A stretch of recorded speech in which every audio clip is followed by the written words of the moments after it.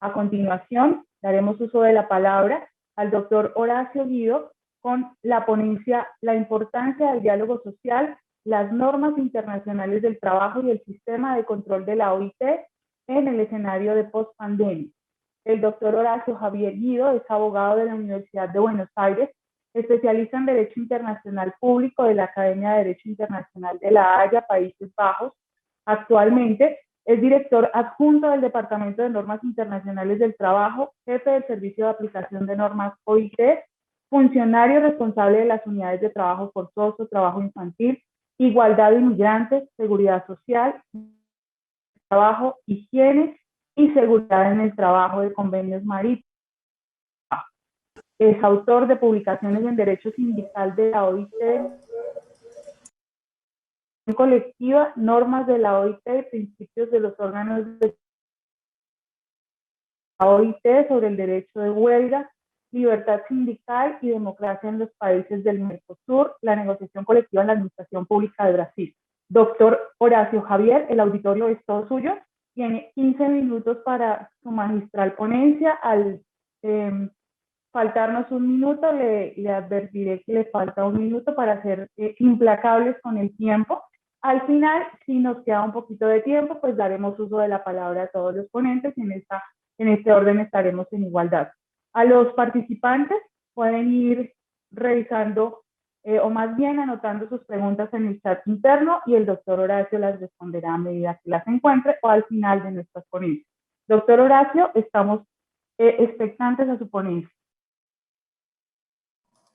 Muchas gracias, Catalina, muchas gracias por haberme invitado a participar en este evento. Agradezco en particular a la señora presidenta Marta Monsalve y a todos aquellos que han organizado esta actividad y me han invitado, me han honrado con esta invitación. Así que para mí es realmente un honor y un placer participar en este primer Congreso Mundial de ILTRAS. Me honran, además de con la invitación, me honran también con el panel en el cual yo estoy participando, porque estoy acompañado por eximios juristas en este panel, y un panel que me interesa muy en particular y que toca a una de las funciones específicas de la OIT. Me honra en particular saber que en este panel me acompaña también el doctor Jorge Sapia. El doctor Jorge Sapia es un profundo conocedor del derecho del trabajo y del derecho internacional del trabajo. Ha sabido brindar una excelente labor al OIT como moderador en ocasiones en instancias de diálogo nacionales e internacionales. Condujo también difíciles misiones de contacto directas en nombre del director general, y somos muchos los funcionarios del OIT que tuvimos la suerte de aprender de él. No nos vemos, Jorge, pero en todo caso, un muy fuerte abrazo.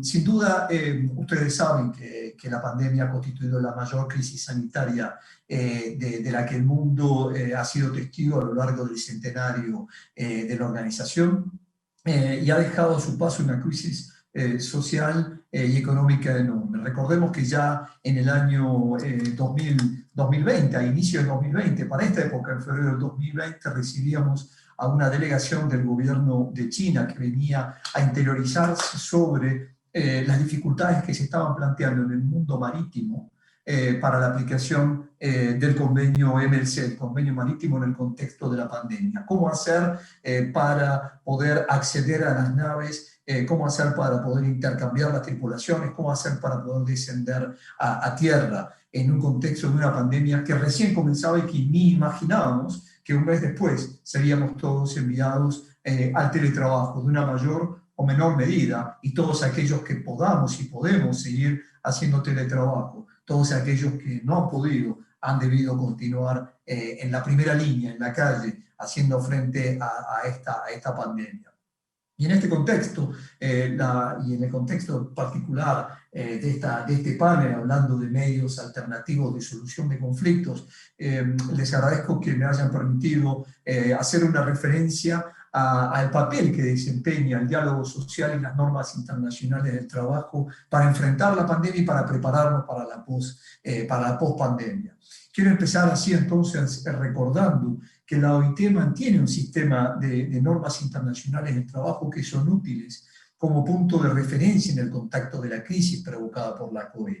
En primer lugar, creo que es importante afirmar que el respeto de las disposiciones de las normas internacionales del trabajo relacionadas con la seguridad y salud en el trabajo, la protección de categorías particulares de trabajadores, la seguridad social, la protección del empleo, es una garantía de que los trabajadores, los empleadores y los gobiernos puedan mantener unas condiciones de trabajo decentes. En segundo lugar, también hay una amplia gama de normas internacionales de trabajo sobre otros temas, en materia de empleo, en materia de protección social, protección de salarios, horas de trabajo, que contienen orientaciones específicas sobre medidas de políticas que podrían afrontar la utilización de un enfoque centrado en las personas para abordar la crisis y el periodo de recuperación posterior.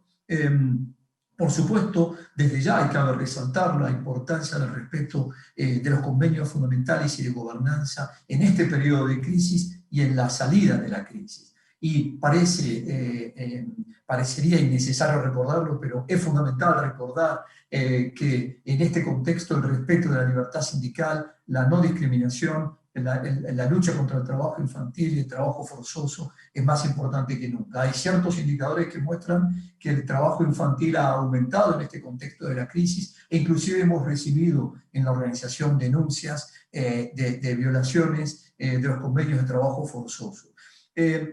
Yo creo que es fundamental recordar que el respeto de estas normas contribuye a fomentar una cultura de diálogo social y de cooperación en el lugar de trabajo, lo cual va a ser determinante para cimentar la recuperación del mundo, el mundo del trabajo en el contexto post-pandemia. Las normas internacionales del trabajo, vale la pena recordar, establecen un marco justo y equitativo y son fundamentales para responder de manera duradera y sostenible a las pandemias. Una de las normas internacionales de trabajo que quiero recordar desde el inicio es una de las más recientes, de 2017, es la recomendación número 205 sobre el empleo y el trabajo decente para la paz y la resiliencia, que pone de relieve que para responder a las crisis es necesario asegurar el respeto de todos los derechos humanos y el imperio de la ley, incluir el respeto de los principios y derechos fundamentales en el trabajo, de las normas internacionales del trabajo. Parecía que los mandantes en 2017 se hubieran adelantado a lo que iba a venir en 2020 con esta pandemia. La recomendación destaca un planteamiento estratégico para responder a la crisis, pero fundamentalmente, y en relación a lo que estoy tocando, que es el diálogo social para salir de la crisis y para afrontarla todavía, porque estamos todavía en muchas ocasiones en el medio de ella, la recomendación recalca en particular la importancia del diálogo social en la respuesta a las situaciones de crisis y la función esencial que incumbe a las organizaciones de trabajadores y de empleadores en las respuestas a la crisis. Los gobiernos fueron llamados en 2020 muy rápidamente a tomar medidas. Puede invocarse que si hubo una falla en ese contexto en materia de diálogo, hay tiempo y hubo tiempo para remediarla en materia de medidas que deban adoptarse para continuar lo que sigue en la pandemia y en lo que va a venir en el futuro. Yo creo que es fundamental también recordar que cuando la pandemia comienza en 2020, estábamos a un año de empezar a recordar que se había celebrado el centenario de la organización y se había adoptado una declaración del centenario en cuyo preámbulo se reconoce que el diálogo social contribuye a la cohesión global de las sociedades y es crucial para la economía, para que la economía sea productiva y eficiente. Mucho más aún hoy en el marco del desastre que ha provocado en la economía mundial esta pandemia. La declaración en varias de sus partes subraya la importancia del diálogo social en la parte 2A, en la parte 2B, en la parte 4, cuando le recuerda a la OIT que le corresponde a la OIT reforzar la capacidad de los mandantes tripartitos para abordar todos los principios y los derechos fundamentales en el trabajo a todos los niveles, según proceda mediante mecanismos de diálogo social consolidantes, influyentes e inclusivos. También son numerosas las normas de la Organización Internacional del Trabajo que se refieren al diálogo social. Creo que además de ofrecer una orientación exhaustiva y pertinente, muchas de estas normas que vale la pena mencionar convocan para su mejor cumplimiento, para su mejor implementación al diálogo social. Y piensen ustedes en normas que son de extremada utilidad en este contexto. El convenio 1 sobre horas de trabajo, el convenio 14 de descanso semanal, el convenio 130 sobre asistencia médica y prestaciones monetarias de enfermedad, el 131 sobre fijación de salarios mínimos, el 161 sobre los servicios de salud en el trabajo. Desde ya los convenios marco en materia de seguridad y salud en el trabajo, 155 y 187, la recomendación 94, la 202 sobre el piso de protección social. Y esos que estaban un poco olvidadas, eran muchas de estas normas, ustedes no escuchaban hablar de ellas porque no nos parecían o no le parecían eventualmente en los estados de fundamental importancia. En el marco del Consejo de Administración de la OIT existen numerosos llamados al diálogo social en el contexto de la pandemia, en el contexto de la discusión que se llevó a cabo en el último Consejo de Administración de octubre, noviembre del año pasado sobre el COVID-19 y el mundo del trabajo, lo resaltaron los empleadores y los trabajadores. Vale la pena, y guardé una frase del sector, mencionada por el sector trabajador, que yo creo que es evidente para el diálogo social de importancia. Ellos indicaron, la recuperación requerirá el compromiso de todos y eso solo puede alcanzarse con diálogo social, acuerdos y confianza. En este contexto de importancia del diálogo social y del respeto de las normas, la Comisión de Expertos, en su último informe, que acaba de ser publicado y que les recomiendo su lectura, acaba de ser publicado este lunes, señaló dos elementos esenciales, entre otros varios, que yo creo que vale la pena recordar. La crisis no pone en suspensión las obligaciones contraídas en virtud de las normas internacionales del trabajo y las obligaciones constitucionales de los estados en relación con la OIT. ¿Qué significa esto? No pueden invocarse, no deberían invocarse una situación de crisis para no respetar, para incumplir las normas internacionales del trabajo. Y deben cumplirse con las obligaciones constitucionales de comunicación de informes, memorias, respuestas a los órganos de control de la OIT. Y también indicó, el diálogo social cobra una relevancia crucial en todos los aspectos de la elaboración, la aplicación, la supervisión y la revisión de políticas de respuesta a la COVID. En los últimos 5 minutos, si no me equivoco, Catalina me corregirá. Oportunidades y desafíos. Empecemos por los desafíos. En este contexto de pandemia, debe reconocerse que estamos ante una de las peores crisis a nivel mundial en lo económico y social. Una recuperación que será extremadamente difícil, con un alto desempleo, con crecimiento de la deuda pública, con pobreza, con tensión social y con violencia. Puede existir una tentación de dejar de lado las normas internacionales del trabajo. Hace falta una respuesta global a la crisis. La conferencia de este año, de junio de 2021, que se va a llevar a cabo, va a ser muy importante para enviar un mensaje claro del respeto de las normas en el contexto de la COVID. Oportunidades. Hay muchas y muchos de los estados las están tomando. Se han ratificado el convenio 190 sobre violencia y acoso en el trabajo, ha entrado en vigor como consecuencia de la ratificación por parte de Fiji y de Uruguay.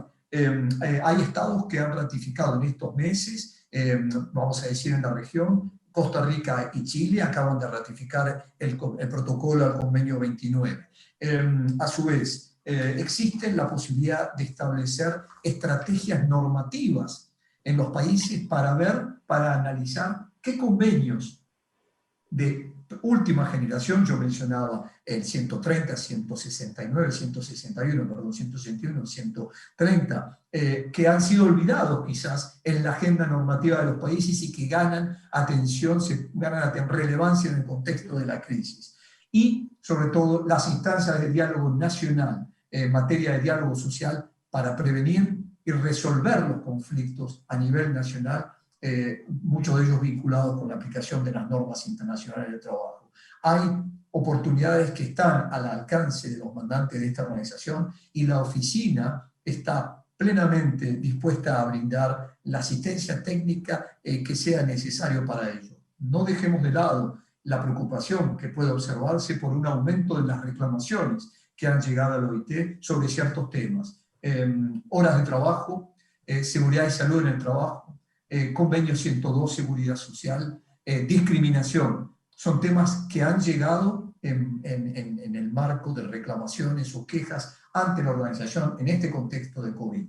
¿Y qué es lo interesante que cabe resaltar en ese contexto? En muchas de estas reclamaciones o denuncias que se han planteado, los querellantes han indicado específicamente su interés a tratar estas cuestiones a nivel nacional con la asistencia de la OIT para poder resolverlas en sus países. Y yo creo que eso es resaltable y debe quedar inclusive para los ponentes que vienen a mi continuación, esta necesidad, este llamado, diríamos, de los actores sociales a resolver cuestiones que están vinculadas con las normas internacionales de trabajo, pero rápidamente.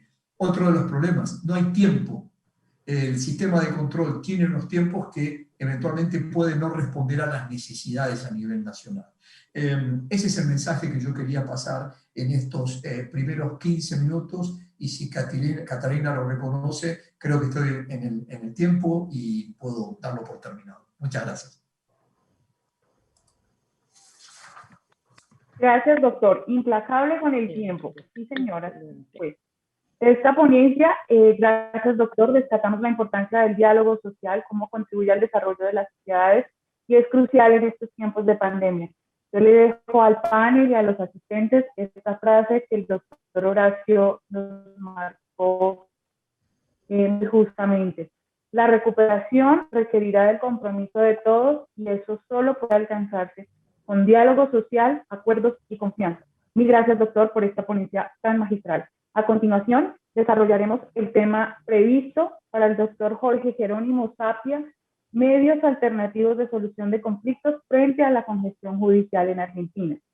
El doctor Jorge Jerónimo Sapia es abogado egresado de la Universidad Nacional de Córdoba, de Argentina, es profesor consulto de Derecho del Trabajo, es consultor externo de la OIT para misiones internacionales desde el año 2000 hasta el 2015, es participante habitual del Congreso y Conferencias Nacionales e Internacionales de las Universidades Nacionales de Córdoba, del Sur, del Litoral, de Cuyo, de Rosario y Universidades Privadas Católicas de Rosario y la Universidad de Mendoza. Asimismo, es autor y coautor de una decena de libros de Derecho del Trabajo y autor de más de 100 publicaciones en revistas nacionales.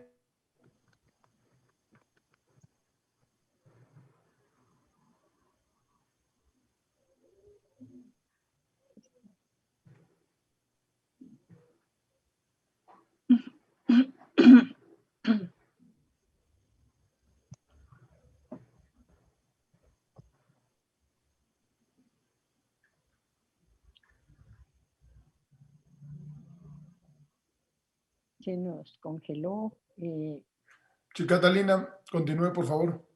Doctor, bueno, entonces el doctor Jorge, vamos a pasar entonces a la doctora Teresa para que nos presente su ponencia sobre utilización el doctor Jorge está, yo lo vi ahorita. Sí, yo lo acabo de ver, el doctor Jorge está, sí. Perfecto.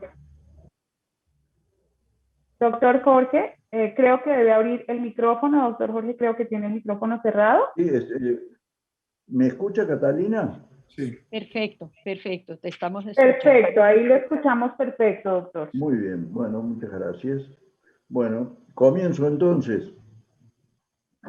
Primero que nada, un caluroso y cariñoso saludo a Marta Monsalve, mi querida amiga, y también un abrazo muy fuerte para mi querido amigo Horacio Guido, a quien he tenido el gusto de escuchar hace un momento.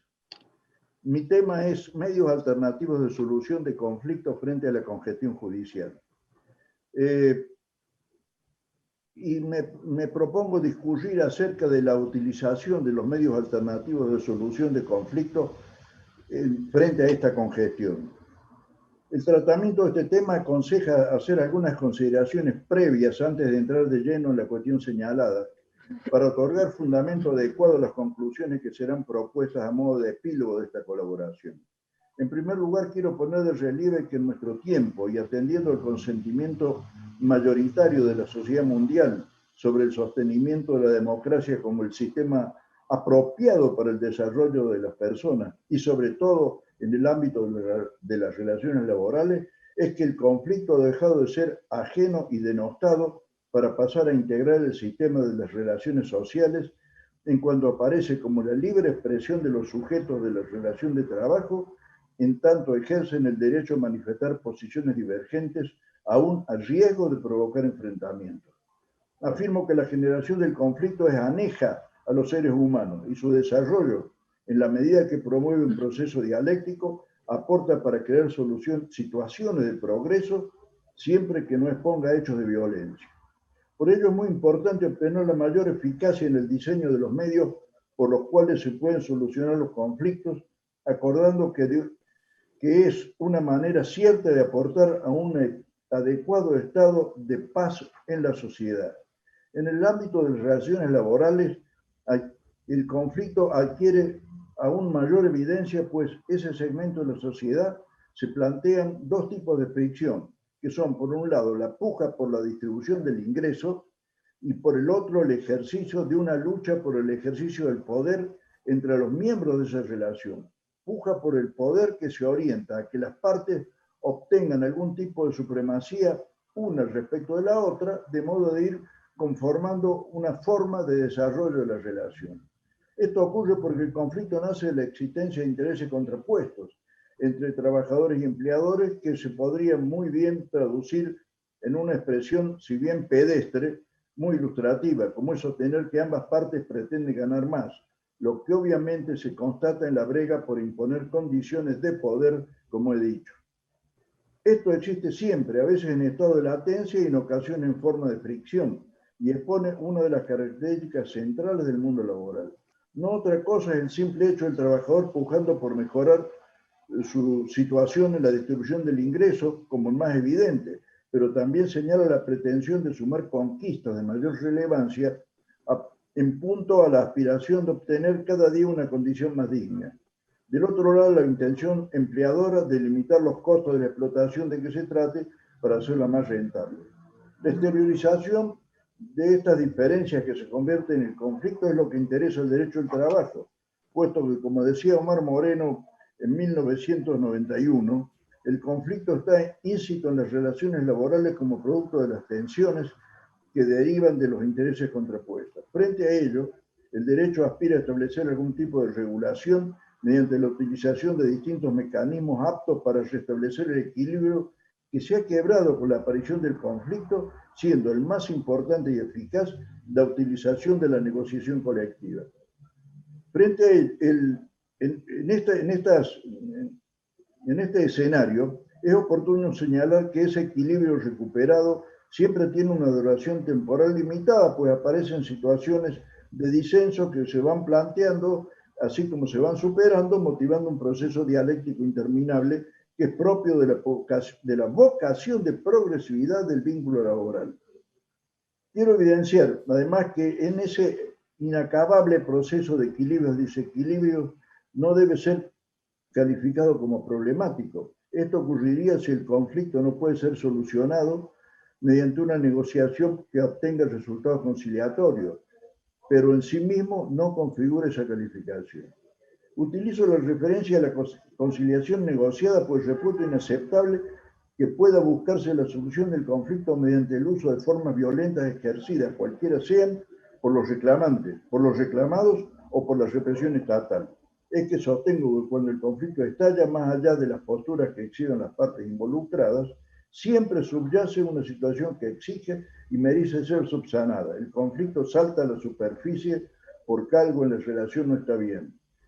Esta comprensión de la naturaleza del conflicto aparece después de la Segunda Guerra Mundial con el lanzamiento por la OIT del principio de libertad sindical, pues antes de eso, ya en la segunda mitad del siglo XIX y primera del siguiente, el conflicto no era aceptado por el orden jurídico y menos por las opiniones políticas. Para ir precisando el concepto, debo hacer un paréntesis para aclarar que cuando me refiero al conflicto, estoy aludiendo a aquel enfrentamiento que se produce entre un colectivo de trabajadores, normalmente representado por el sindicato, y una empresa o grupo de ellas. Esto es por una modalidad tácitamente aceptada en el mundo del laboralismo, por el cual se usa el término conflicto para los de tipo colectivo, dejando para los de carácter individual calificativo de controversia. Sin embargo, ambas categorías asumen la condición conflictiva. Quizá esa modalidad citada debería diferirse de la necesaria denominación de conflicto colectivo a los conflictos de interés, cuando el colectivo laboral pretende una modificación de las condiciones de ejecución de la relación laboral que sostiene, pues los conflictos jurídicos se asemejan más a los de tipo individual o, en caso, a los plurindividuales. Por otra parte, conviene relevar que cuando se menciona la expresión conflicto colectivo es menester señalar que esa condición nace de la participación de un sujeto colectivo que es el sindicato, ente que no puede estar, que puede estar en algún conflicto individual o plurindividual, pero no con un rol protagónico, sino de apoyo a alguna de las partes. Para quienes consideramos, como el que habla, que el sujeto de titular del derecho de huelga es el sindicato, queda claro que la connotación de colectivo atribuida a determinados conflictos es consecuencia de la participación de ese sujeto colectivo que es el sindicato, que actúa poniendo de manifiesto posturas que no son las de los individuos en singular y tampoco una suma de la de todos, sino una distinta y particular. El tema propuesto alude a la utilización de medios alternativos de solución de conflictos frente a la congestión judicial. Esta mención lleva directamente a dirigir el análisis de la cuestión a los conflictos individuales o plurindividuales de naturaleza jurídica que se ventilan en los tribunales de justicia. Es totalmente comprobable que los jueces que deben resolver las controversias entre trabajadores y empleadores de los estrados judiciales están generalmente y en todos los países sobrepasados en sus capacidades por efecto de esa congestión que señala nuestra convocatoria. En mi país, la República Argentina, no es equivocado, sino una evidencia de la realidad decir que una causa laboral puede tardar normalmente un promedio de 5 a 6 años, tiempo que se puede extender al doble si la causa por vías recursivas habilitadas por las normas procedimentales llega hasta los niveles supremos de la judicatura. Si partimos de la afirmación que justicia lenta no es justicia, se puede sostener que quienes van a pedir el amparo judicial de sus derechos, sobre todo en el ámbito de las relaciones del trabajo, no pueden esperar un reconocimiento pleno de sus pretensiones, pues aún con una sentencia favorable, el resultado que obtienen llega degradado por la erosión que supone el paso de los años para cualquier decisorio. Entonces es preciso imaginar un sistema que permita superar el abarrotamiento de los juzgados para que quienes buscan obtener una reparación a través de un juicio laboral lleguen al final de la búsqueda en un tiempo razonable.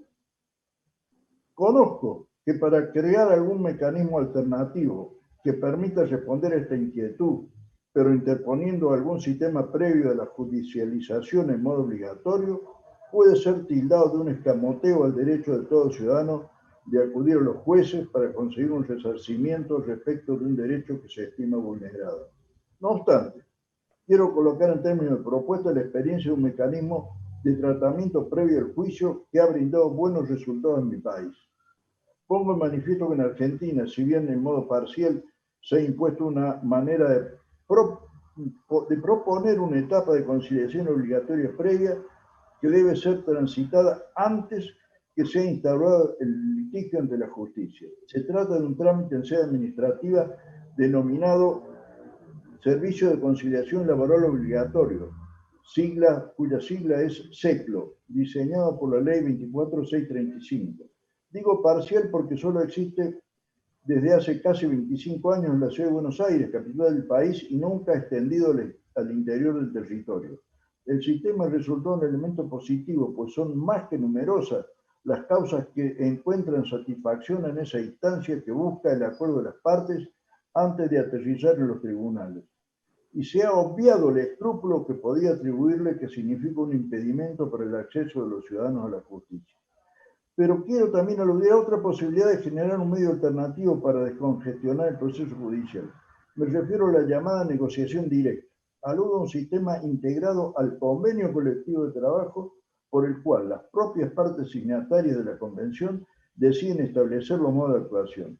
Se trataría de un organismo formado por las partes signatarias del convenio, dotado de la potestad de intervenir frente al surgimiento de una situación de conflicto individual o plurindividual. En mi opinión, constituye un método genuino de solución de conflictos.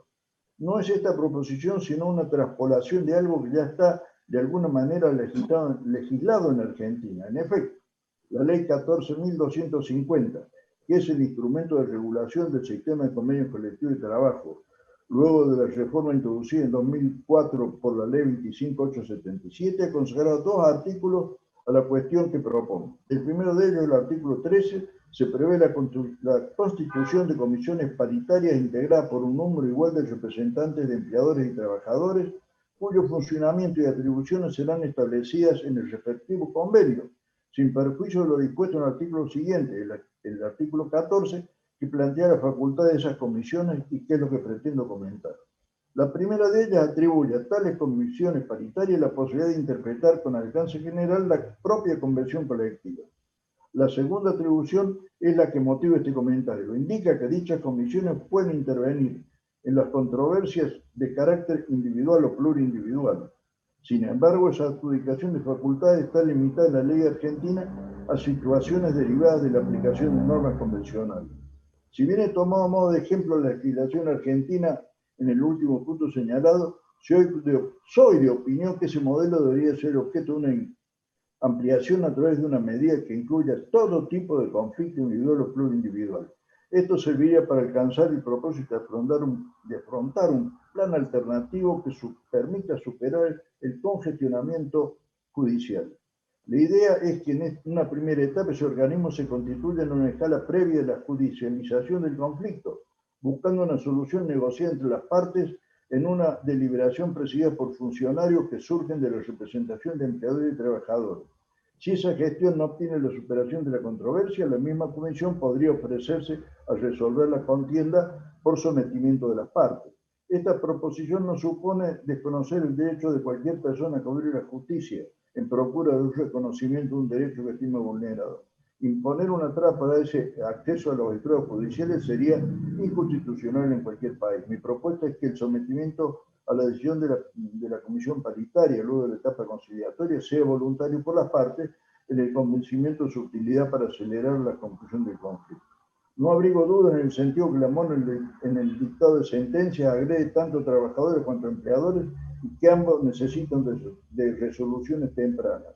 Es de algún modo trasladar al ámbito de las cuestiones individuales o plurindividuales la experiencia del arbitraje voluntario utilizado para resolver conflictos colectivos donde las partes de la contienda puedan sujetarse a lo que decide el árbitro.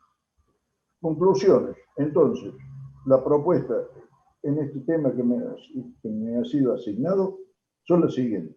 Debería examinarse la posibilidad de crear un organismo paritario integrado por igual número de miembros de las representaciones de trabajadores y empleadores, signatarios de las convenciones colectivas, que actúen como instancia previa de conciliación antes de acudir a los estados judiciales en caso de conflictos o controversias individuales y plurindividuales. Esa instancia previa debería tener carácter obligatorio. En caso de no obtenerse un acuerdo conciliatorio en la etapa previa, la misma comisión paritaria podría ofrecerse como instancia de solución definitiva del conflicto. El sometimiento de los litigantes a esa decisión debería ser absolutamente voluntario. Además, debería encontrar... Nos queda un minuto. ...sobre la que debe versar el procedimiento de la comisión. Eso es todo. Muchas gracias por escucharme.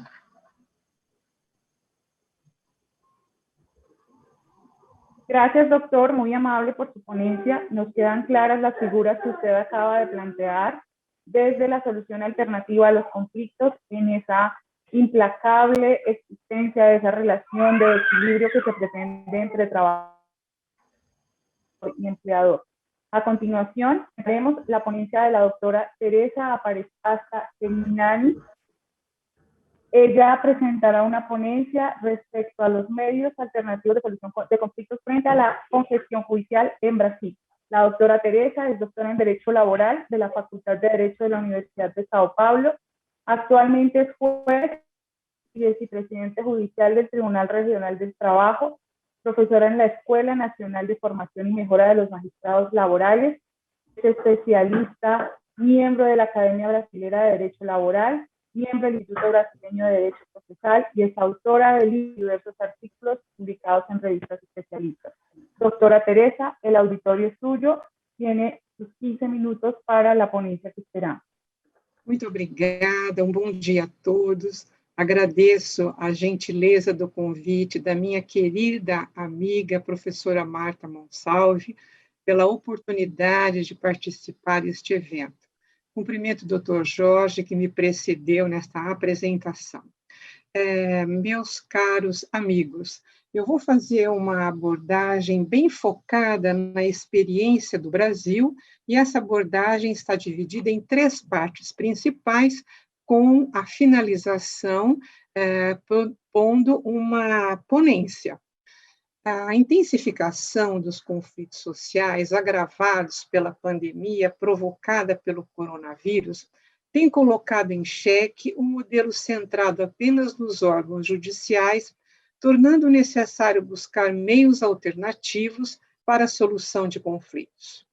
Isto porque há um esgotamento de recursos da máquina judiciária, ao mesmo tempo que é preciso buscar soluções mais rápidas, a fim de preservar o Estado de Direito e impedir a justiça pelas próprias mãos.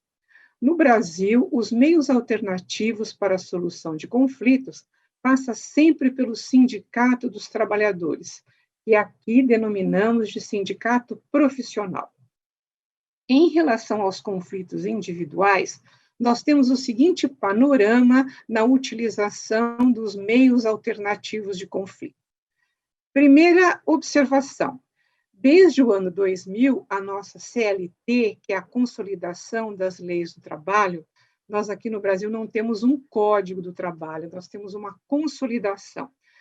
Essa consolidação, desde o ano 2000, prevê a atuação de uma comissão de conciliação prévia para a solução de conflitos individuais.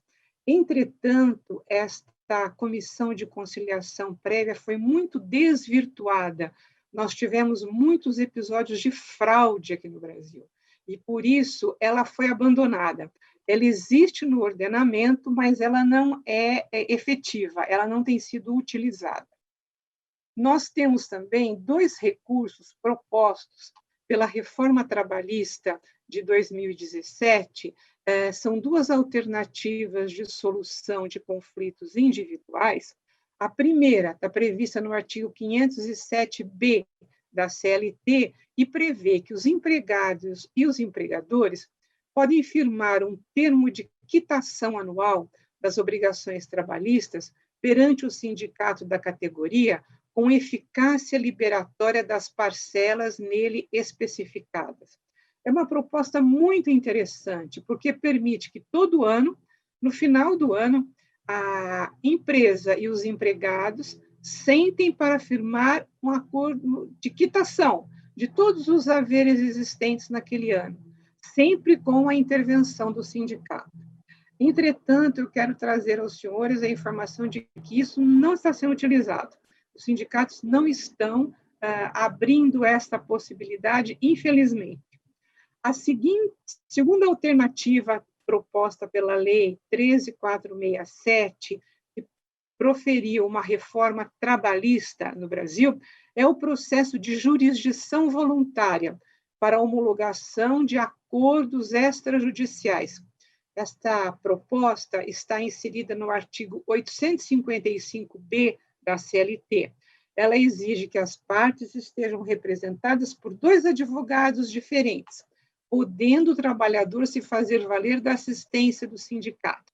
Funciona da seguinte forma: o trabalhador contrata um advogado, que pode ser através do seu sindicato, e o empregador outro advogado. Esses 2 advogados, juntamente com o empregado e com o empregador, podem fazer um termo, um acordo extrajudicial direto entre eles. Só que esse acordo, para ter validade, para poder ser executado, se ele não for cumprido, ele precisa de uma homologação judicial.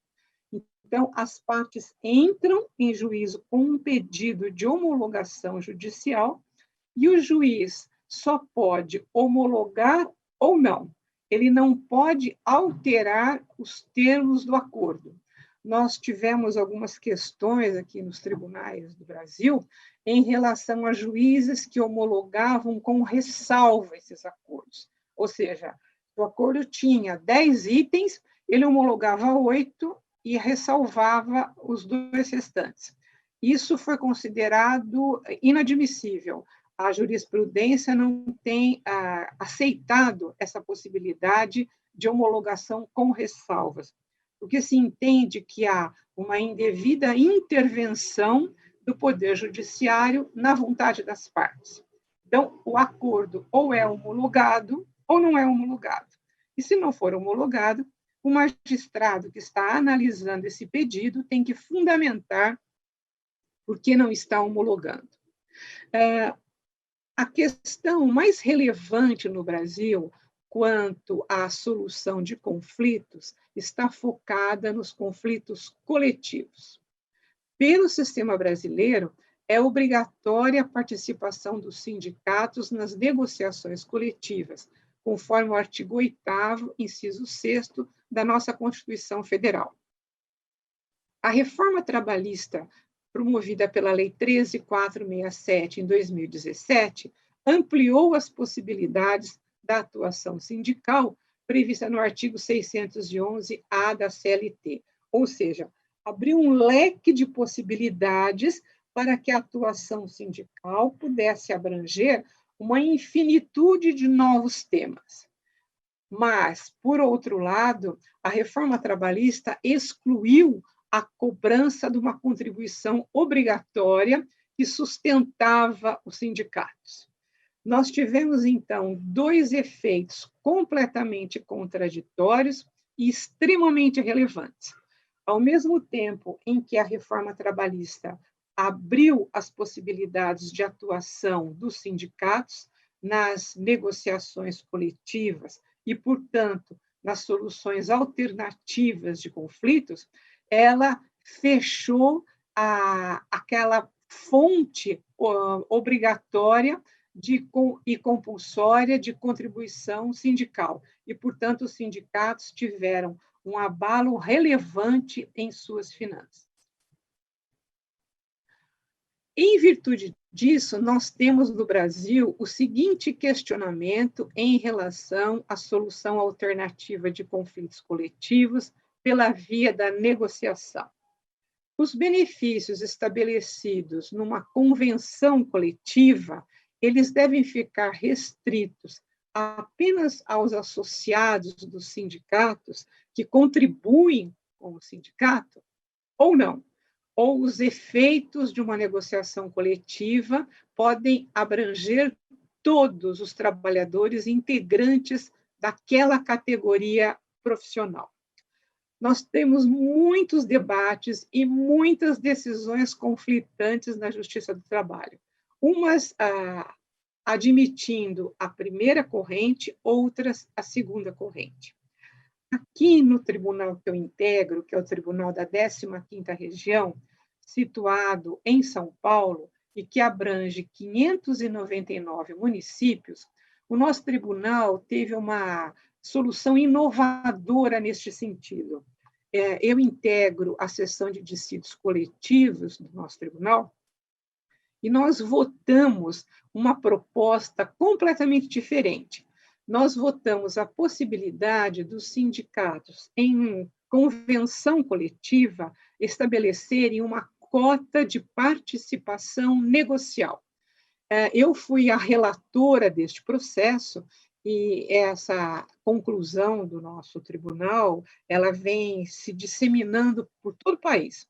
Em que consiste essa cota de participação negocial? Consiste no seguinte: primeira premissa, a convenção coletiva deve conferir benefícios a todos os integrantes da categoria, porque se assim não for, nós teremos uma quebra do princípio da solidariedade, ou seja, nós teremos trabalhadores que atuam lado a lado no mesmo local de trabalho, um com direitos decorrentes da convenção coletiva e outros sem direitos. Nós entendemos que isso não é permitido ante o princípio da solidariedade que está albergado na nossa Constituição Federal e que constitui a base do sindicalismo, né? Não há sindicalismo sem solidariedade. Em decorrência disso, e para poder ressarcir o sindicato dos custos de uma negociação coletiva, né? Todos nós sabemos que uma negociação coletiva tem custos. Então, se concluiu que cabe àqueles que são beneficiados pela convenção coletiva, ou seja, todos os trabalhadores, contribuírem com uma cota de participação negocial, que é um percentual que incide sobre os benefícios. Então, por exemplo, se aquela convenção coletiva conseguiu reajustes salariais, participação nos lucros e resultados, pagamento de alguns benefícios, sobre esses benefícios incide um percentual que vai ser recolhido em favor dos sindicatos por todos os empregados que integram a categoria. Em decorrência da Covid, dos efeitos provocados no Brasil, que foram muito relevantes, nós tivemos um aumento muito grande do desemprego, uma pauperização, o aumento do nível de pobreza, e para evitar que aumentassem as despedidas, houve a proposta de várias alternativas. O tribunal atuou de forma muito eficiente, oferecendo a possibilidade de soluções alternativas mediante audiências que nós denominamos de mediação pré-processual.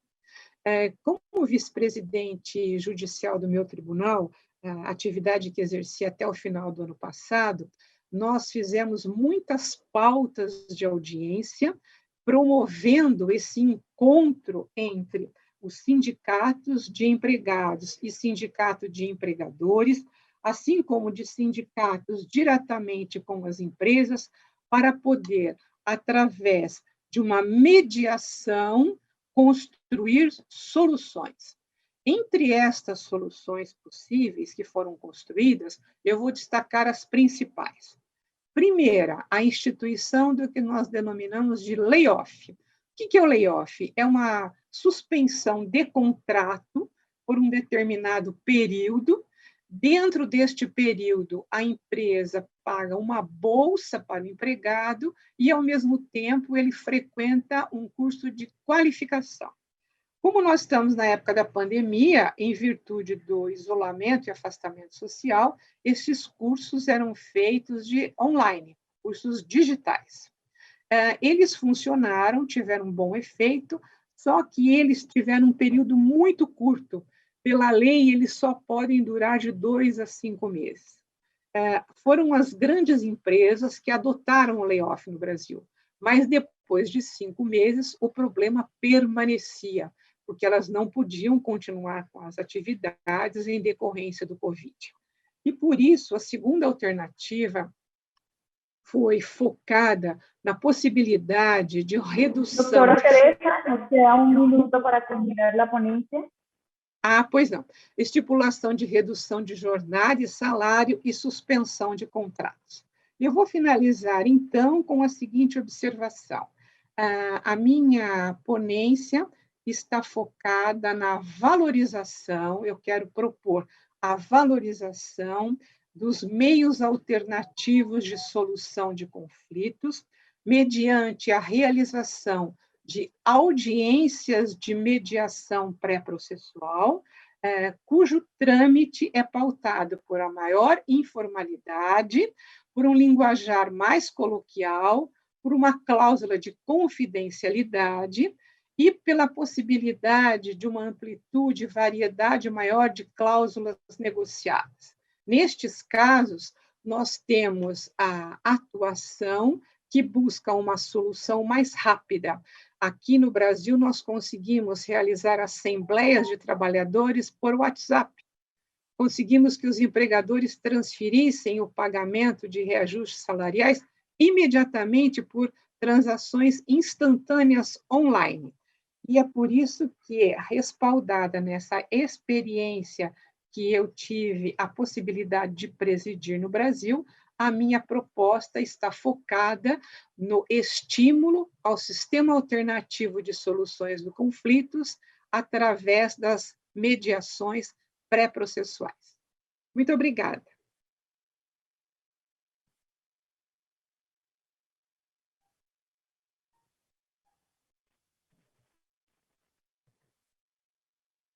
Gracias, doctora Teresa, por compartirnos sus experiencias en tema de medios alternativos de solución de conflictos de Brasil, especialmente una propuesta que nos plantea la realización de audiencias de mediación preprocesales con menos formalidades y con lenguaje más coloquial, el acercamiento entre trabajadores y empleadores, superar estos conflictos especiales que surgen en medio de la pandemia.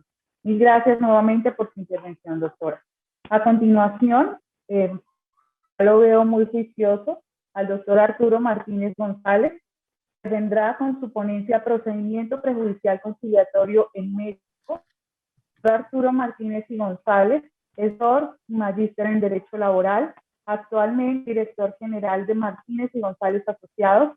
Está vinculado a la Escuela Libre de Derecho, al Instituto de Posgrado en Derecho y a la Universidad Panamericana de México. Es especialista en Derecho al Trabajo.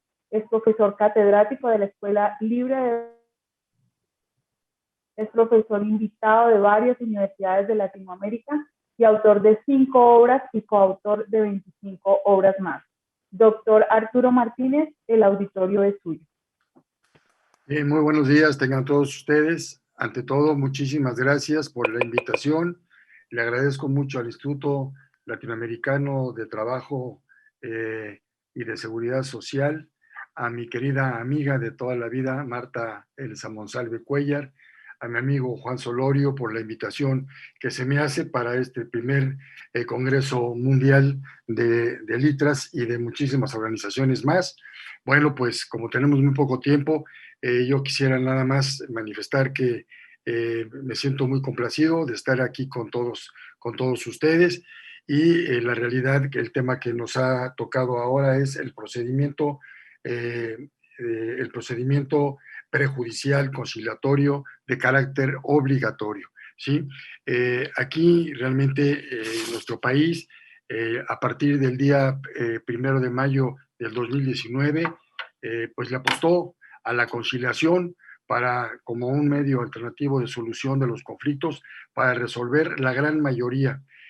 A nivel oficial se está hablando, los más conservadores hablan de un 60% de que todos los asuntos se aterricen en la conciliación y se terminen ahí, y otros que son más aventurados hablan de un 80%.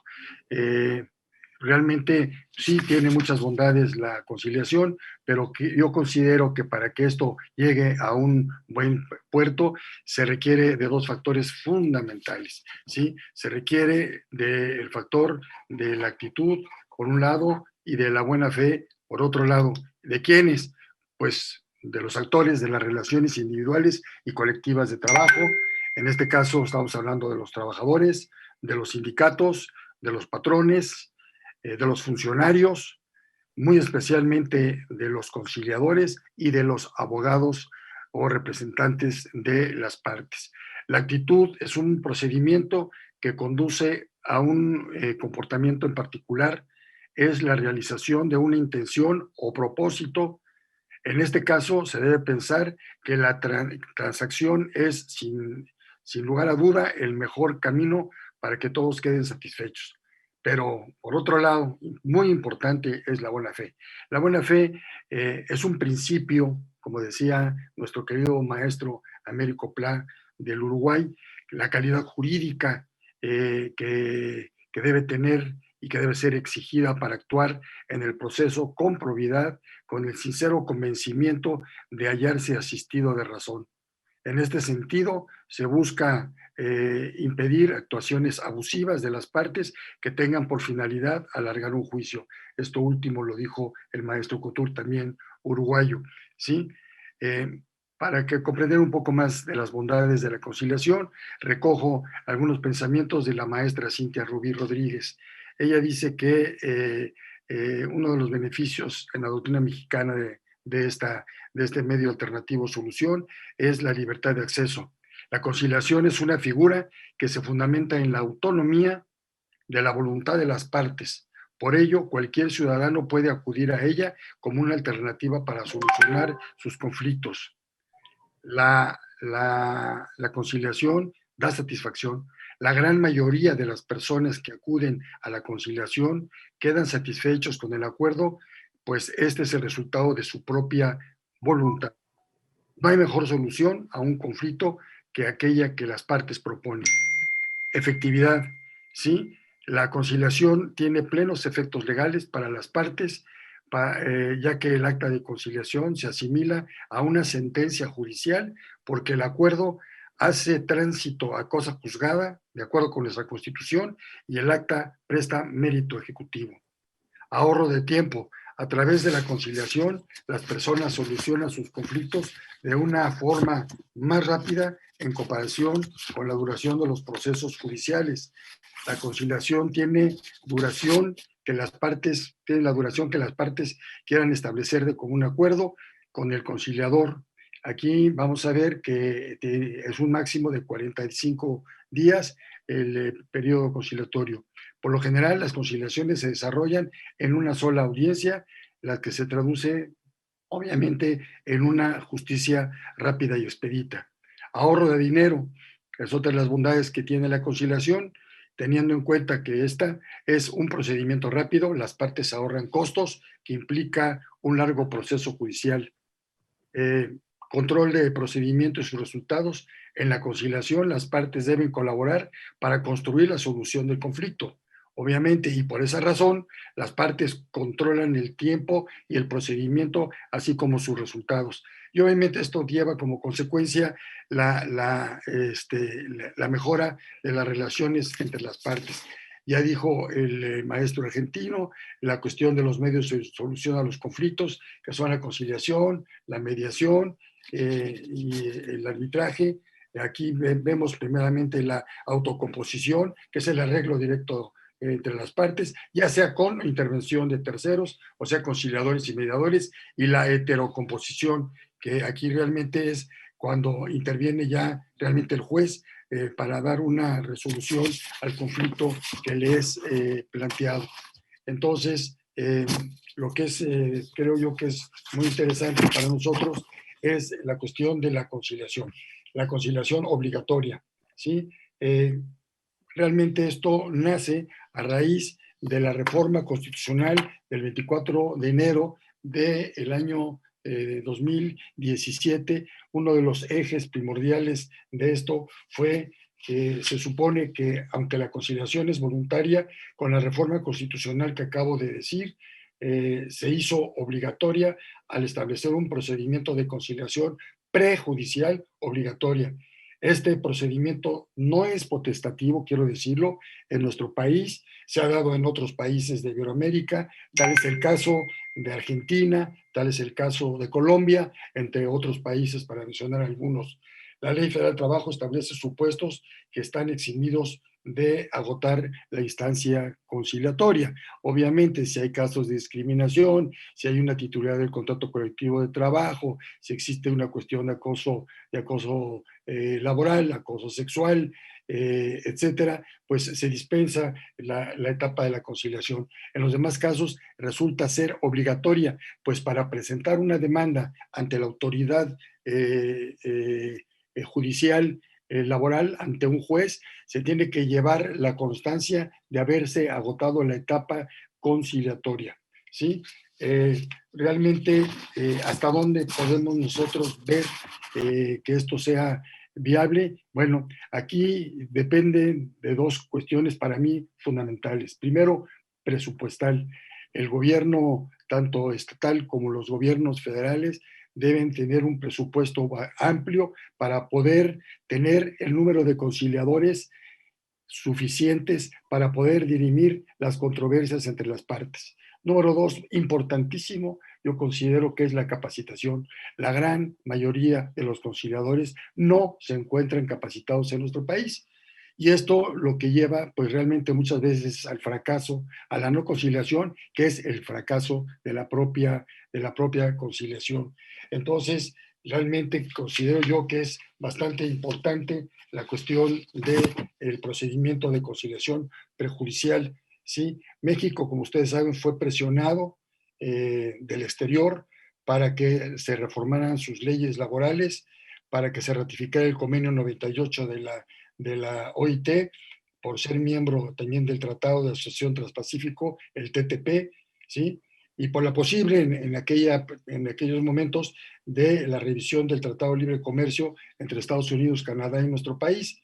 Se solicitó reformar nuestras leyes, de manera especial un cambio en la justicia cotidiana laboral, privilegiar la libertad sindical y la negociación colectiva.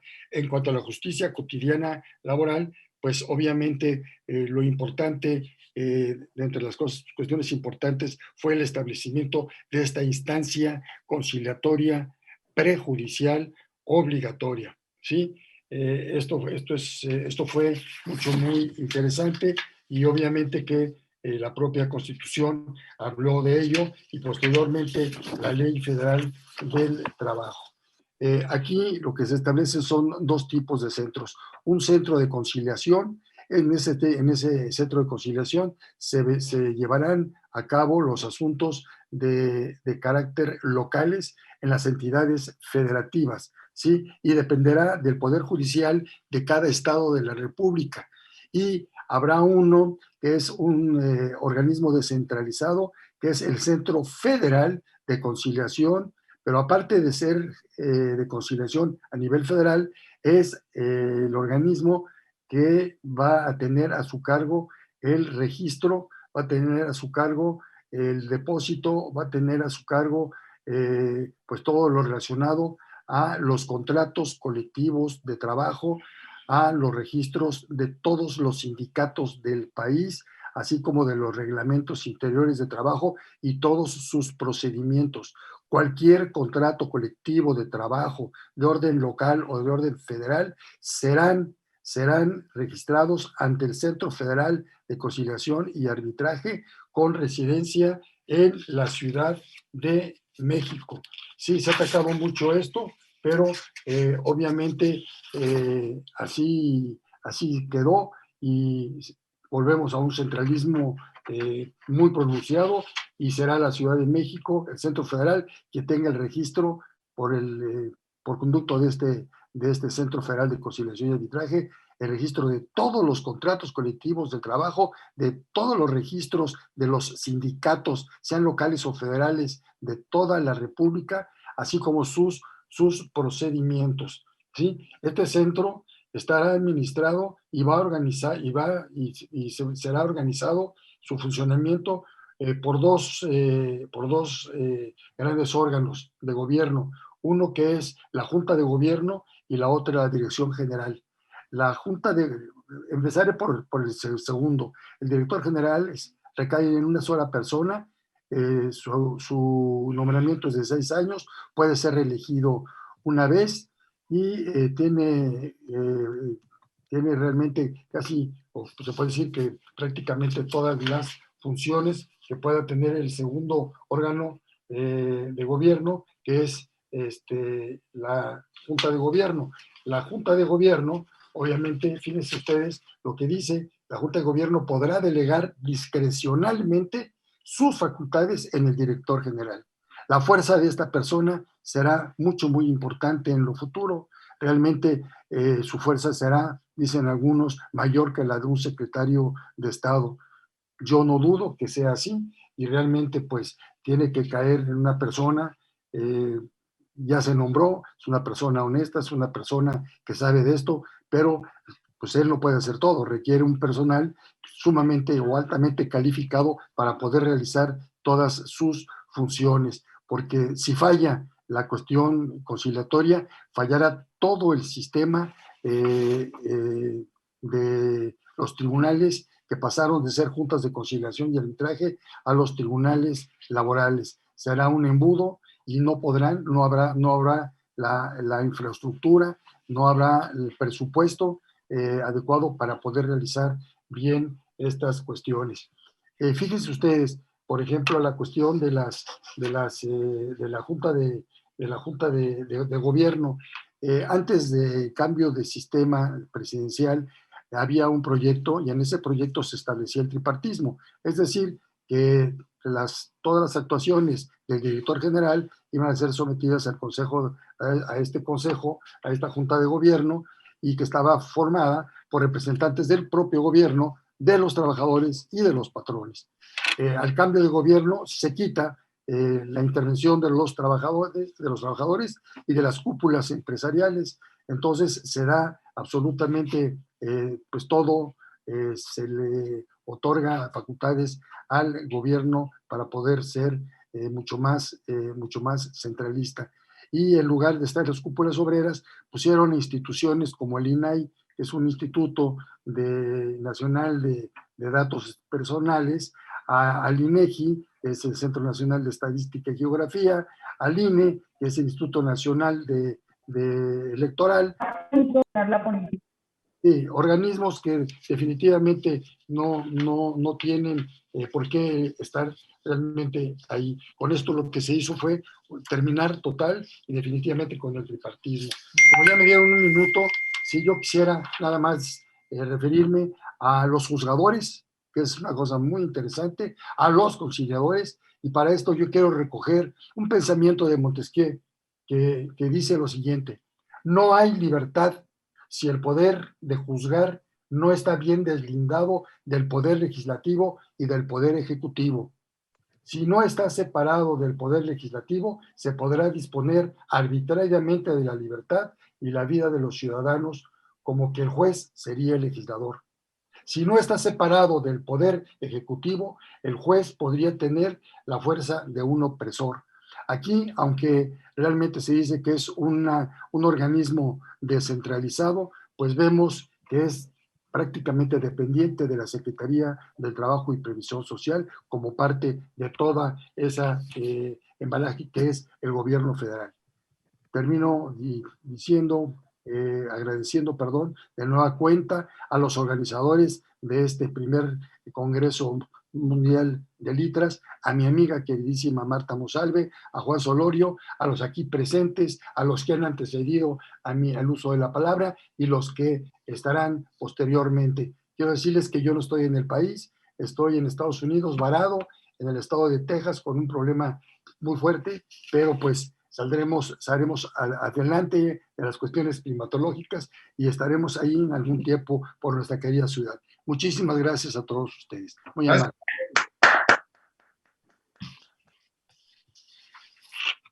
Mil gracias, doctor Arturo, por su magistral ponencia.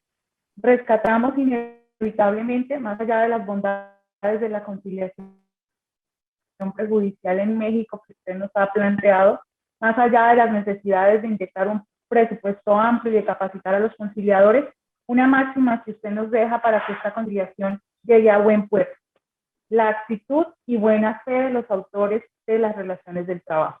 Sin duda alguna ha tocado usted un punto muy importante en este aspecto. Gracias, doctor Arturo. Lo invitamos a revisar el chat. Hay una pregunta para usted.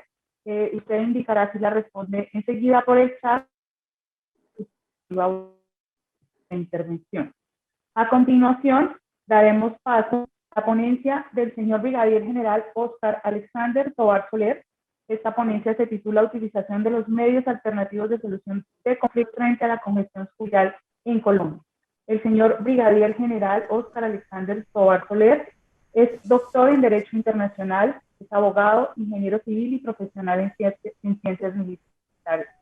Actualmente es el jefe del Departamento Jurídico Integral del Ejército Nacional, es especialista en programa en alta dirección empresarial del Business School INALDE de la Universidad de La Sabana. General Tovar, el auditorio es todo suyo. ¿Me escuchas, Catalina, y ves la presentación? Sí, correcto. Lo escuchamos perfecto y estamos viendo la presentación.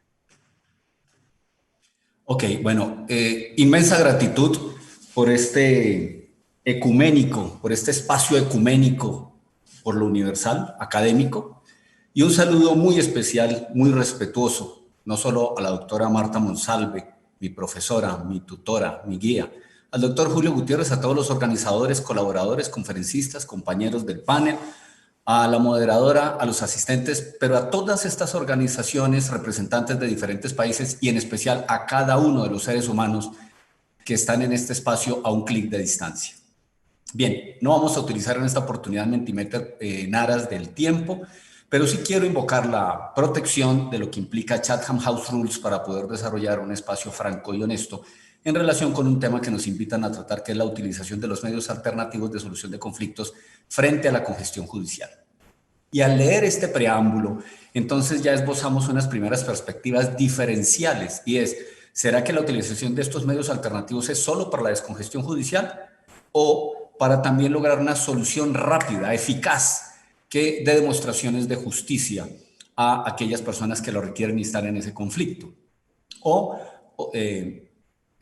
nutre este espacio otra perspectiva, y es el hecho de aquellos ciudadanos responsables que deciden asistir a estos mecanismos alternativos para no hacer justicia por mano propia. Así es de que desde estas diferentes perspectivas o perspectivas diferenciales, nosotros recordamos a Dita Nolan cuando nos afirma que el contexto hace la diferencia. Pero no podemos quedarnos en ello, porque si nos estamos reinventando, nos dice Yuval Noah Harari que es necesario que adquiramos mínimo 2 destrezas. Una de ellas es la inteligencia emocional y la otra una estabilidad mental. Pero con eso, diría, no es suficiente. ¿Por qué? Por la disciplina.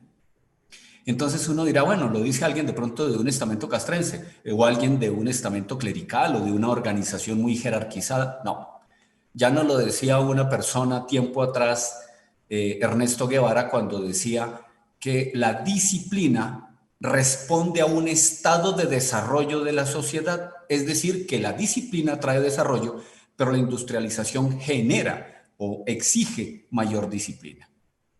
Pero tiempo atrás ya no lo planteaba Jean-Jacques Rousseau, Juan Jacobo Rousseau, cuando decía que el orden social es el derecho sagrado primigenio para los demás derechos.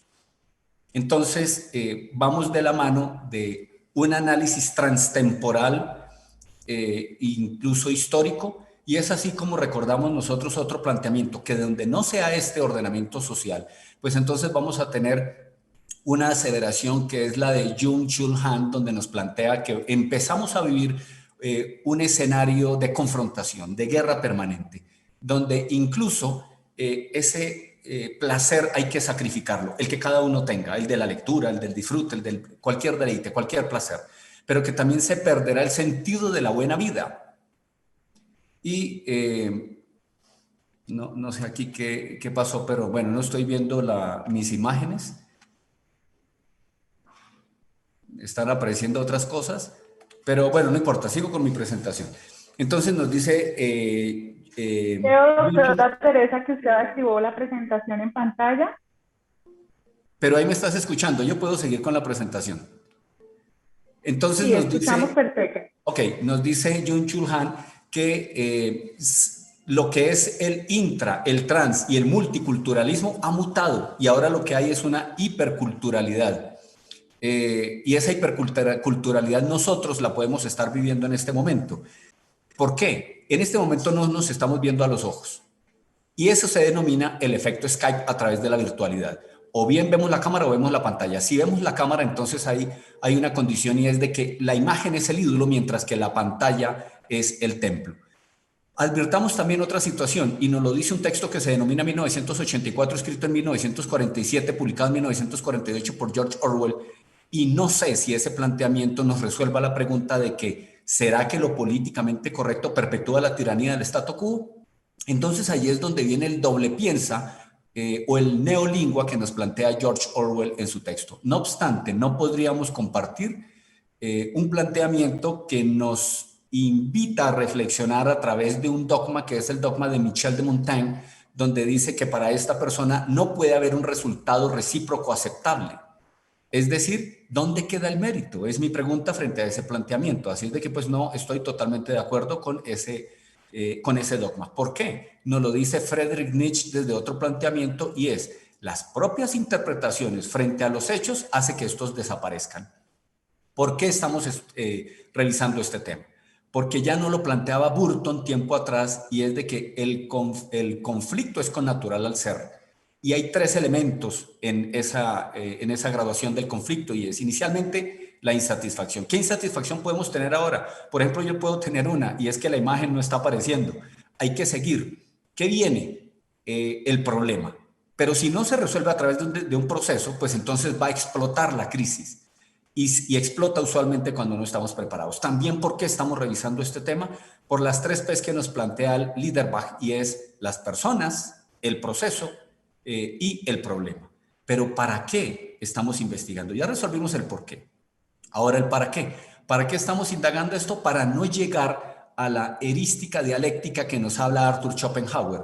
Y sí, y aquí en la imagen que estoy viendo, y no sé, ustedes no pueden ver, aparece, pero no lo imaginamos, lo que representa el coronavirus, que anteriormente el doctor Horacio Guido también hacía relación a ello. Y es, nosotros no podemos quedarnos en un escenario de no neurosis o neurosis noógena que nos planteaba Víctor Frankl. Así es de que hay una primera inferencia, y es de que solo cuando existe, esto es una afirmación hecha por Auerbach, que nos dice, solo cuando existe congruencia entre los individuos y su comunidad, con valores y deberes, no solo con derechos, compartidos, existe la posibilidad de justicia sin derecho, es decir, justice without law, y lo plantea a manera de interrogante. Llegamos a una primera inferencia lógica, y es, el conflicto es connatural al ser humano. La justicia integra una de las principales aristas de legitimidad de la organización política-Estado, tales como la convivencia pacífica, la credibilidad institucional, los niveles de confianza y crecimiento económico, es decir, el bienestar. No el Estado benefactor, el bienestar. Sin justicia eficaz y cumplida, pues se da la impunidad, la negación de derechos y la congestión en procesos, lo que deviene en factor de violencia y generación de conflicto, afectación familiar, sociedad decadente. En una frase, no es que se crucen los límites, es que se corrieron los límites. Bueno, en esta imagen que quería que se viera, pero pues veo que no se está viendo, voy a ver si lo puedo, ya al menos lo que estaba bloqueado, que no era en mi computador, ya se desbloqueó y creo que ustedes ya lo están viendo. Así es de que aquí lo que presento es algo que anteriormente el doctor Arturo Martínez también nos presentó, y es una taxonomía de lo que son los medios alternativos de solución de conflictos.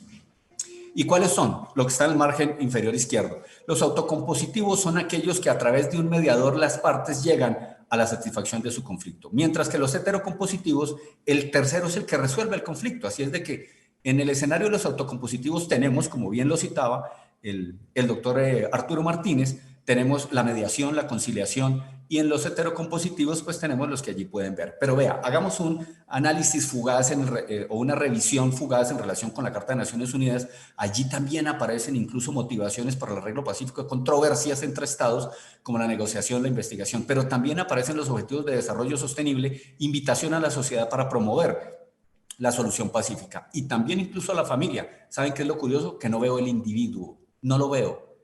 Así es de que eso hará parte de las recomendaciones que vamos a hacer. Bueno, voy a pasar ahora, esto es una locura. Voy a pasar ahora a otra transparencia, y es esta, así lo voy a presentar, y es... Hicimos una lectura de qué medios alternativos de solución de conflictos tienen los diferentes países que aparecen allí en la lista, entre Argentina, Australia, Canadá, Chile, Colombia, Costa Rica, Ecuador, Estados Unidos, España y México.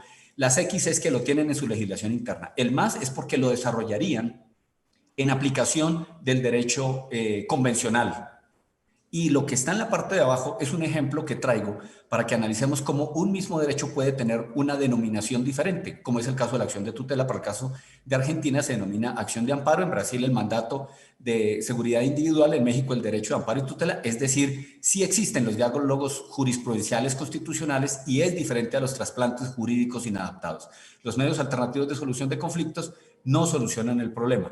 No obstante, está en incremento el hecho de tenerlos en este momento. Bueno, ¿qué quería representar aquí? Era desde qué perspectiva lo analizan, por ejemplo, los 30 años de reforma y apertura de la República Popular China a través de la mediación, que han resuelto 160 millones de disputas con el 96% de éxito.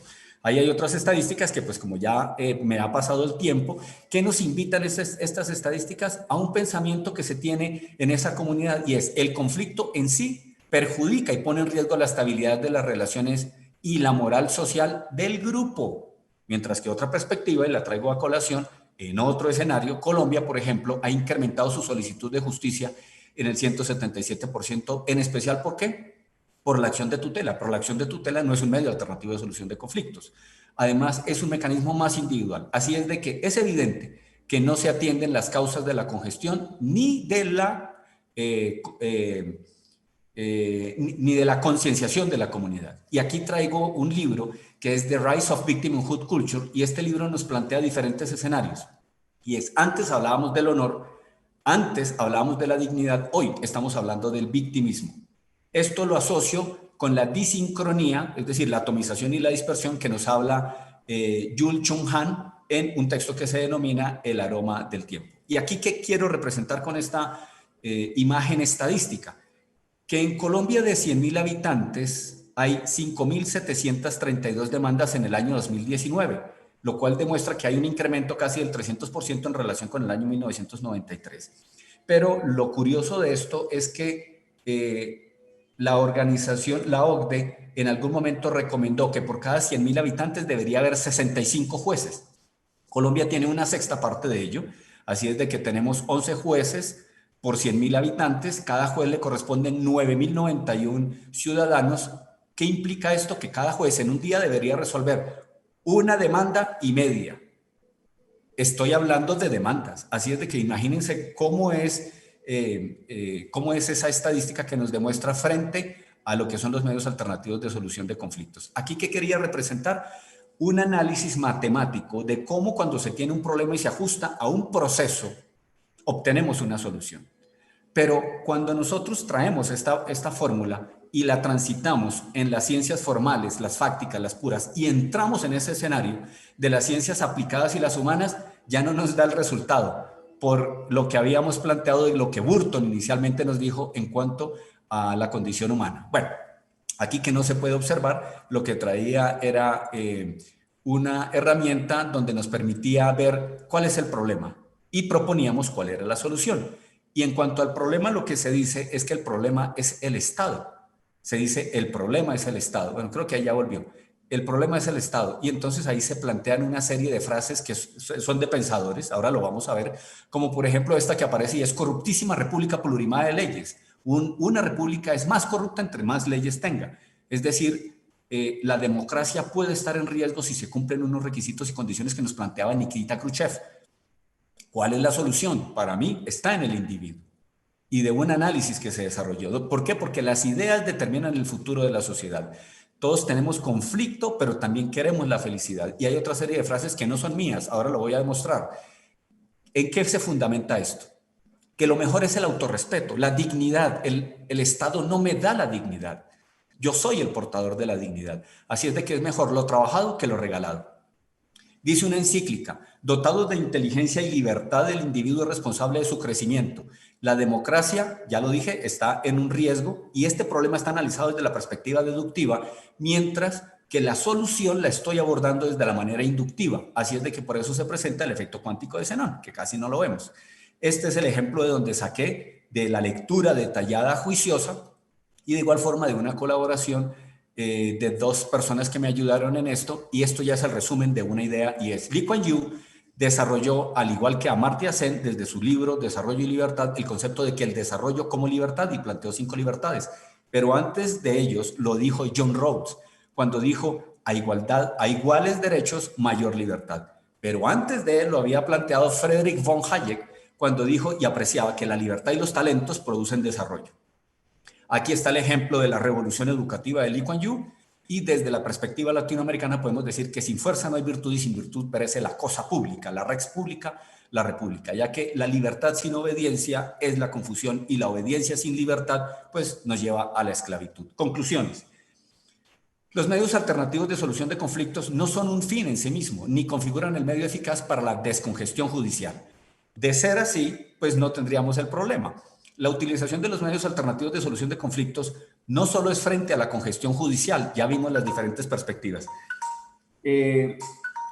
No se garantiza que un nuevo medio alternativo de solución de conflictos descongestione la rama judicial ni garantice justicia eficaz. Así las cosas, las fallas no son de los medios alternativos de solución de conflictos. Pensando en otro medio alternativo, no se atiende la causa que nos está generando este punto. La congestión judicial es multicausal y su fortaleza como aparato judicial se está afectando. El juego de suma cero es una realidad perturbadora e insoluta para quien la predica y defiende dogmáticamente. Y termino diciendo que la solución está en la cultura, para otros en la educación, básicamente en el origen de la formación y la concienciación de la realidad, alejándonos del efecto cuántico de Zenón o la paradoja de la rana hervida. De esta manera termino. Muchas gracias, Catalina. Gracias, mi general Tovar. Qué manera de cerrar este panel. De su ponencia definitivamente exaltamos una máxima de obtención de justicia con valores y deberes. Nos ha enseñado que la justicia solamente depende de valores, pero nunca se nos ha dicho con tanta eficacia que también dependemos de unos deberes. Esta es mi exaltación de su ponencia. Doctora Marta, doctor Juan, de esta manera hemos terminado con nuestro panel. Yo tengo entre mis notas una pregunta para el doctor Arturo, que está copiada en el chat. Creo que el doctor Arturo la quiere responder directamente. ¿Sí, doctor? No la veo en el chat. Si me la puede usted leer, con mucho gusto. Claro que sí, doctor. La pregunta dice, ¿qué asuntos son conciliables en México y qué otros mecanismos o medios de solución de conflictos son implementados en México para controlar la congestión judicial? Bueno, realmente dentro de los medios alternativos de solución existe prácticamente la conciliación.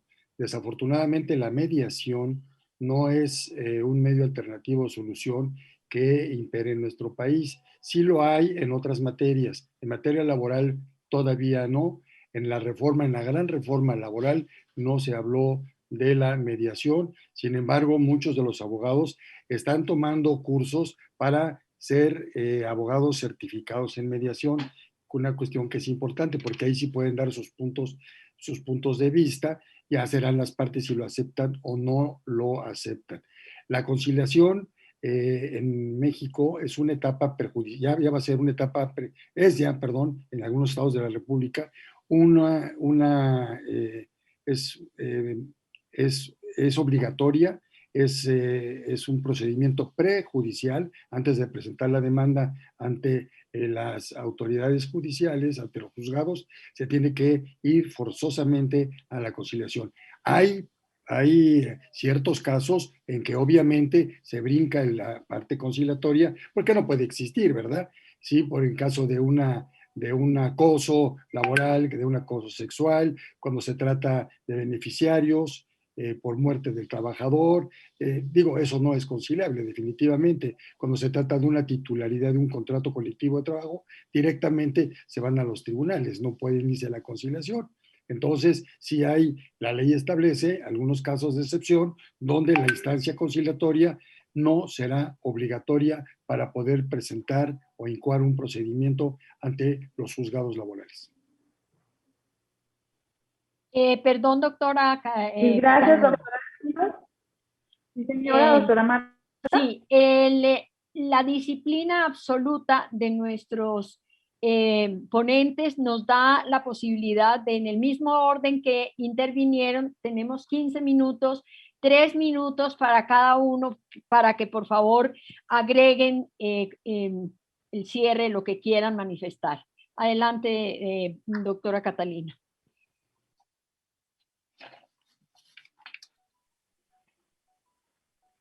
Perfecto, doctora Marta. Entonces, doctor Horacio, iniciamos en el mismo orden. Doctor Horacio, entonces le concedemos el uso de la palabra para que en 3 minutos nos haga las conclusiones que usted considere.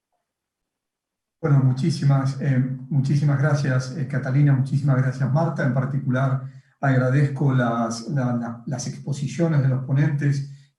Doctora Teresa, ha sido un placer su respuesta en el chat en relación con esa posibilidad de perspectiva de ratificación del convenio 87. Creo que usted lo explicó muy bien en el chat y yo creo que sí, que puede ser de extremada utilidad una nueva visión del movimiento sindical de Brasil a las relaciones laborales. Unos años atrás, en una actividad para el sector público, mencioné la importancia de que en aplicación del convenio 151 ratificado por Brasil, se estableciera un mecanismo de prevención y resolución de conflictos tal como lo prevé el 151, porque el 151 no obliga a la negociación colectiva, 154 lo hace. Y yo les decía que es una lástima todos los años perdidos donde no veían esa necesidad, porque un movimiento sindical que puede sentirse más cerca o más lejano de un poder político que gobierna en un momento. Pero los mecanismos de resolución de conflictos, por lo menos los que toman nota la OIT, como la SECOIT en Colombia o en Panamá, el mecanismo de tratamiento de quejas, tienen un objetivo de tratar las cuestiones vinculadas con las normas internacionales del trabajo, que son las vinculadas con el mundo del trabajo que ustedes, de alguna u otra manera, todos, el doctor Martínez González, el doctor Sapia, el doctor don Oscar Tobar, todos se refirieron a ellas. Y en Brasil se perdió esa oportunidad, yo diría, de poder instalar esa instancia de prevención y resolución de conflictos vinculados con las normas.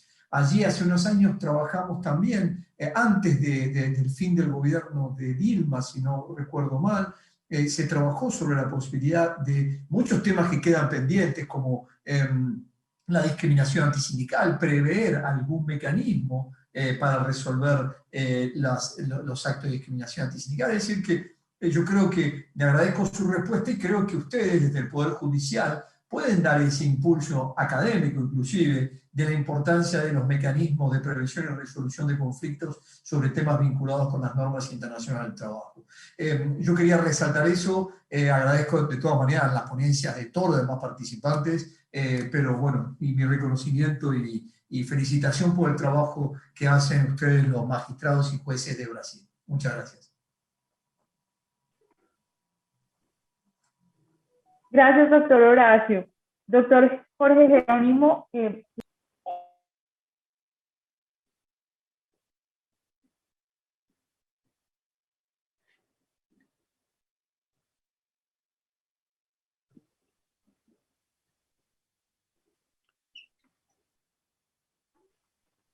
doctor Jorge, ¿está con nosotros? Sí. Parece que se desconectó. No lo veo. Bueno, yo tampoco lo veo, doctora Marta. Sigamos seguimos con la doctora Teresa. Lo conectamos. Doctora Teresa. Agradeço a pergunta e o interesse do doutor Horácio. Nós temos, desde a Constituição de 88, um pé em cada canoa, vamos dizer assim, porque a nossa Constituição prevê a pluralidade e a unicidade sindical. É por isso que é tão difícil no Brasil estabelecer a liberdade sindical. Nós temos um problema cultural. Desde a gênese, o nascimento da legislação trabalhista no Brasil, do século passado, nós temos uma dificuldade de transitar de um modelo que nasceu corporativo. O sindicato no Brasil nasceu como um braço do Estado. Então, passar de um modelo corporativo para um modelo de liberdade está sendo extremamente difícil, mas eu acho que nós chegamos num momento que é inevitável. A liberdade sindical virá, mas virá no bojo de um novo modelo. E eu quero acrescentar como é importante a mediação pré-processual até para contribuir para construir esse novo modelo. Uma das técnicas que eu adotei nessa mediação pré-processual foi inserir procedimentos fundamentados na teoria dos jogos. O que é a teoria dos jogos? São jogos que trabalham com a cooperação.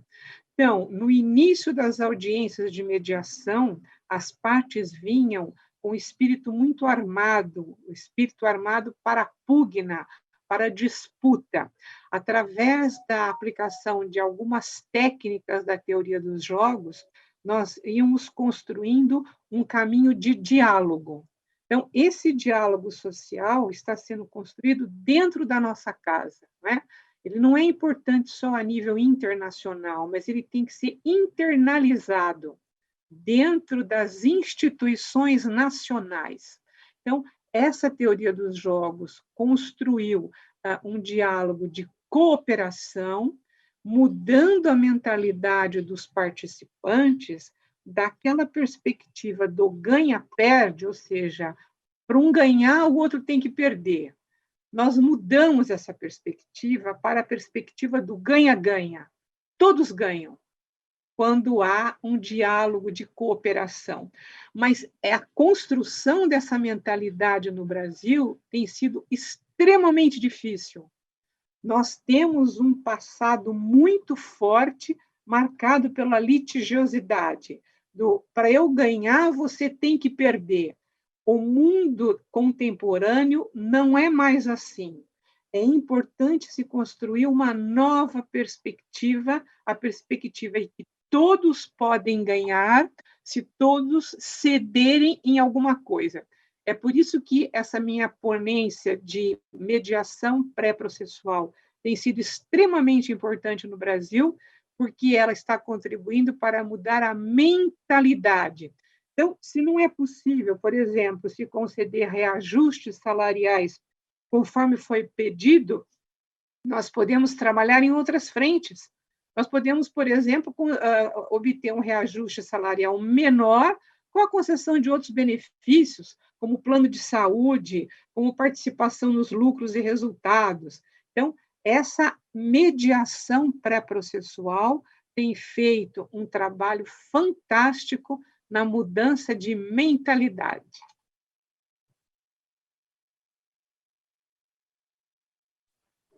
Eterna gratitud, doctora Teresa, por sus palabras y por sus aportes. Doctor Arturo, lo escuchamos. Bueno, ante todo, muchas gracias. Ante todo, muchas gracias a Horacio Guido por las palabras pronunciadas hacia todos nosotros. Pues en estos 3 minutos me gustaría tocar un poquito la cuestión de la figura del conciliador. Sí, obviamente la congestión laboral en México seguirá, desafortunadamente, no tenemos mediación. Ojalá que venga alguna reforma a esta contrarreparchada y remendada ley que tenemos de 1970 y que pues exista esta figura. Bueno, la cuestión del conciliador es muy importante, sobre todo la figura del conciliador en la cuestión del convenio laboral. Fíjense ustedes, el día de hoy precisamente leí aquí en los Estados Unidos una noticia, un artículo de un amigo mío hablando sobre realmente la figura del conciliador en los arreglos, en los convenios, ante el Centro Federal de Conciliación y Registro Laboral. Y se estaba diciendo hasta dónde son irrenunciables los derechos de los trabajadores. ¿Sí? ¿Por qué? Porque se está indemnizando a los trabajadores con salario nominal y no con un salario integral. Y eso es grave porque en una empresa donde tiene muchas prestaciones, el salario integral pues se compone, aparte del salario base, con todas aquellas prestaciones en dinero y en especie que lo compongan. Y muchas veces llega casi hasta doblar el propio salario nominal. Entonces aquí sí se iría en contra del perjuicio de los trabajadores. Yo considero lo siguiente: si se va ante la conciliación y en la conciliación nada más se está hablando sobre prestaciones, no puede haber renuncia de derechos en las prestaciones porque ya están devengadas. Esas se tienen que pagar al 100%. Posteriormente, si están hablando sobre que sí existió un despido, pero no están de acuerdo con la cuestión de la indemnización, el conciliador tiene que velar que no exista renuncia a los derechos de los trabajadores sobre salario integral. En tercer lugar, podría ser el caso de que una persona se sienta separada y quiere alguna compensación y que el patrón manifieste de que no lo separó. Ahí sí podría haber una negociación en un momento dado. Pero si ya existe el despido, ya está aceptado, tiene que ser sobre el 100%. Y en caso de prestaciones, estas no pueden ser sujetas a ninguna transacción, sino que tienen que pagarse en forma íntegra. ¿Por qué? Por la simple y sencilla razón de que ya fueron devengadas por el hombre que trabaja. Muchísimas gracias. A usted, doctor Arturo, mil gracias. A continuación, entonces, cederemos el uso de la palabra al señor Gabriel General Oscar Alexander Tobar Soler, planteándole antes una pregunta que se plantea de dos maneras, pero concluye siendo la misma. Respecto a las conclusiones que presenta en su ponencia, uno de nuestros participantes nos pregunta si la mediación no es efectiva para la descongestión judicial, ¿cuáles serían las acciones que desde su perspectiva se propondrían para resolver este problema? Adelante, señor. Gracias, muy amable. Bueno, me gustaría en 3 minutos dar la respuesta, que creo que esa es la disertación que estamos desarrollando en este momento. Pero vea lo curioso, en el momento en el que hice uso de la palabra inmensa gratitud, como lo dije por ese espacio ecuménico académico, lo planteé como solución y es la primera formación, la educación. Veamos lo siguiente, y no solo voy a procurar compendiar en atención a las dos preguntas, sino ir un poco más allá. Entonces, la educación y la cultura como primera formación, no como acepción de cada uno de los términos, es fundamental. Analicemos en nuestra familia con quien menos conflictividad hay. Y seguramente que es con una de las personas más educadas. Ese es un primer punto. No es que sea una fórmula matemática, por eso expliqué lo de la fórmula matemática. También hay que entender lo siguiente. Las diferentes perspectivas frente a un mismo hecho, ubicándose en la generación que está viendo el problema. Nosotros tenemos diferentes tipos de generaciones. Están los baby boomers, están los migrantes informáticos y están los nativos informáticos como X, Y, Z. Si uno va a hablar con un joven millennials o un centennials, puede uno entender el cómo y lo puede motivar siempre y cuando explique dos premisas, que son ¿por qué y para qué? Si eso no está claro, no vamos a avanzar. Si existe esa motivación y está clara la información, estamos alineados, vamos en la misma dirección, o sencillamente le digo, no voy por ahí. Por eso cuando se contratan en un empleo, no ha terminado el tiempo que determinemos y ellos dicen, muchas gracias por el trabajo, me voy el lunes. No, pero no me puede dejar el trabajo así, y se van. Entonces hay que entender esa perspectiva diferencial según la generación. Hay un texto que también lo recomiendo que se llama El aroma del tiempo, que es de Byung-Chul Han, y allí nos plantea cómo llegar a la contemplación activa. No el planteamiento que de alguna manera es el planteamiento aristotélico, no es el otro planteamiento que nos hacen posteriormente en cuanto a que la contemplación es la inacción. No, la contemplación es acción. Ese es otro de los elementos. Otro es, mire que una misma herramienta, dependiendo de la cultura en la cual se aplica, tiene repercusiones diferentes. Por eso no es tomar una fórmula y adoptarla, es adaptarla. Mire que todo cambia por una sola vocal. El otro elemento es, nos lo plantea un premio Nobel de Economía, que es Daniel Kahneman. Él no es economista, es sociólogo. Y plantea que las personas con mayor nivel de conocimiento tienen mayor satisfacción en su vida. Entonces uno, por ejemplo, aquí lo vemos. Uno le ve, por ejemplo, el semblante a la doctora Marta Elisa Monsalve Cuellar. Es una persona tranquila, con conocimiento. Uno ve, por ejemplo, al doctor Arturo Martínez González o al doctor Guido, a quienes están en este escenario. Ve uno, por ejemplo, a la doctora Teresa, están en otro escenario. Es decir, lo aturtidor para el resto de la población, para ellos no lo es, porque están ya en otro nivel. Así es de que para mí lo fundamental es el conocimiento. Y mire cómo en este momento, y 30 segundos más, si uno llega a presentarle un problema a una de estas dignidades, ellos lo resuelven con facilidad, porque no ven tanto problema. Entonces, no es que se resuelva la cuestión judicial, no, es la congestión judicial, que es otro concepto. Bueno, quería abordar 3 perspectivas de Nicolás de Maquiavelo, de Thomas Hobbes y de Immanuel Kant. Eso lo dejo para en otra oportunidad. Y termino diciendo, hay un concepto que se aplica cotidianamente y es las actitudes de ciertas personas que sin saberlo son ultracrepidarios.